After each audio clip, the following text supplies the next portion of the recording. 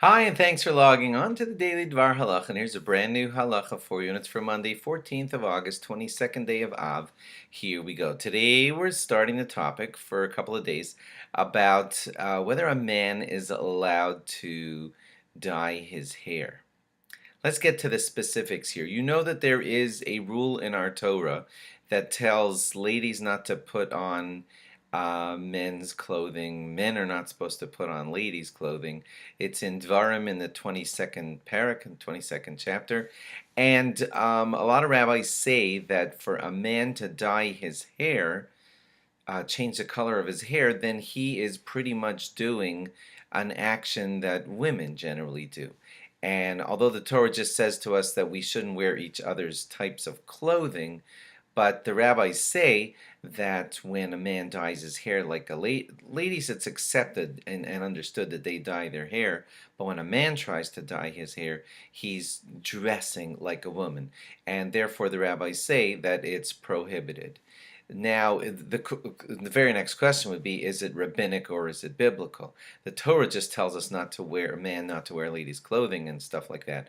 But dyeing hair, because that's called a ladies' activity, so when a man dyes his hair, is that biblically prohibited or is it just something that the rabbis told us not to do?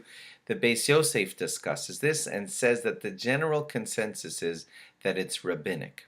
Okay, that it's a rabbi's law for men not to dye their hair. This will have ramifications, up ahead for us. Rav Belsky says that in a pressing situation, we'll see what that means, and stick with me for a few days. That might mean that in certain circumstances, when it's called a pressing situation, maybe a man would be allowed to. The Bach says that if the intent wasn't to mimic women, the guy says, I'm not trying to dress like a lady. I just want to make myself look more young or whatever. So the Bach was lenient about that.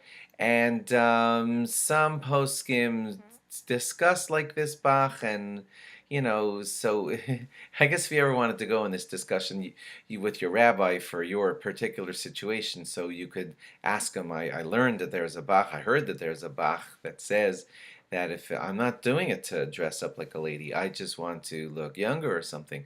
So it could be discussed with your rabbi, but don't learn any leniencies just from hearing this halacha. If a person would ever want to dye his hair white, he has black hair and he wants to dye it white, there seems to be a lot of leniency there because that's not mimicking. A lady would almost never want to do that, take her black hair and make it look white. So if a man, for, I don't know, reasons of respect or something, wants his hair to look white, it might be permissible, but that too you would have to discuss with your rabbi. What about dyeing a beard? Look at me, I'm a great example. Brown hair up top and gray hair on the beard. So what about just coloring the beard so I would look younger? So the Rambam says that it's usur, it's prohibited to dye your beard. There is a small line of reasoning that's discussed amongst the rabbis, which is ladies don't have beards. So when a man dyes his beard, he's not mimicking ladies. He's not dressing up like a lady. This is something that ladies don't do. So, but the poskim generally don't rely on this opinion too much. It's just a discussion point, so that too you can go discuss with your rabbi. But generally, the standard is that that men don't dye their beards either. What if you want to comb your hair, and when you comb your hair, that white hairs might fall out? So most rabbis are kind of lenient with that because you're just combing your hair. Could a person take a pill that prevents graying?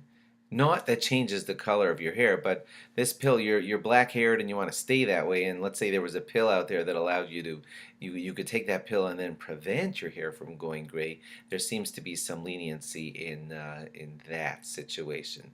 Again, I'm really just educating. I'm not poskening for you what to do, but I want to tell you one more, and that is that there's a lot of discussion about the Dead Sea, because supposedly if you go into the Dead Sea, it will cause your gray hair to turn black again. And so would it be permissible to swim in the Dead Sea with that intention? And I don't know that it really works, by the way, but there's discussion about that too, and that too is something you may want to discuss with your rabbi. But if you're ever swimming in the Dead Sea and you want to dunk, just please remember it's going to burn your eyes like crazy, because that is very, very, very salty water. So Mostly just educating you, telling you about the facts that are out there, and if any of this is really, really applicable to you, you now know what to discuss with your good, competent Orthodox rabbi. Thanks for logging on. Log on again tomorrow for more. Bye bye.